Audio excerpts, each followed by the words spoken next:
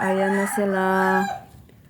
Andito na si Destiny ng Tridor. Ayan na yung isa. Ito si Destiny na Tridor yan. Si Destiny na Tridor. Videohan natin sila. Ito si Mingay. Ito yung una kong ampon, ha. Pure blue talagang mata ito. Mabait ito sobra. Ito si Rindy. Hindi ko to pusa. Blue and... Anong kulay yung mata niya, nak? Blue and... Green ang mata ni Rindy. Hindi ko talaga siya pusa, guys. Pero dito na siya umuwi sa bahay.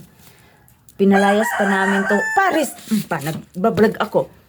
Ayun, umalis tuloy si Rindy. Si Paris kasi, kiat ka. Ito si Paris kiat. Ito si Paris, gusto niya lambingin siya lagi kasi kulang. Pero mahal naman namin to. Hindi naman to siya namin pinapalo. Yan.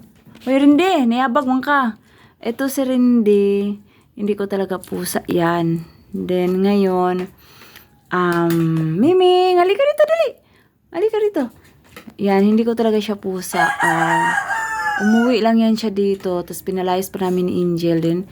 Bumalik pa talaga siya. Tapos, ito, hindi rin namin pusa to. Ito, hindi rin namin pusa yan. Tulog na tulog.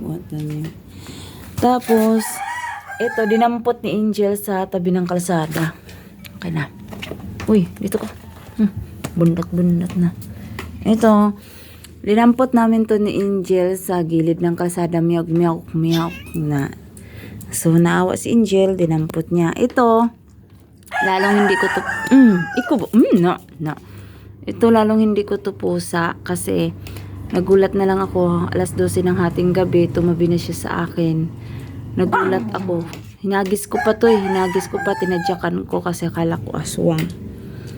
Akala ko yan siya aswang. Kaya pinalayas ko. Hanggang ngayon, nandito siya. Then, si Paris, hindi ko rin to aso. Binigay lang to sa akin. Ito si Sophie. Yan, madilim. Yan si Sophie. Sindihan natin yung ilaw. Ayan. Yan si Sophie. Binigay din yan sa akin kasi yung amo niya nabuntis. Hindi na siya kayang alagaan. Kanin? Pagtapos mo dyan. Tapos, ito si Paris. Si Paris, hindi ko rin to aso.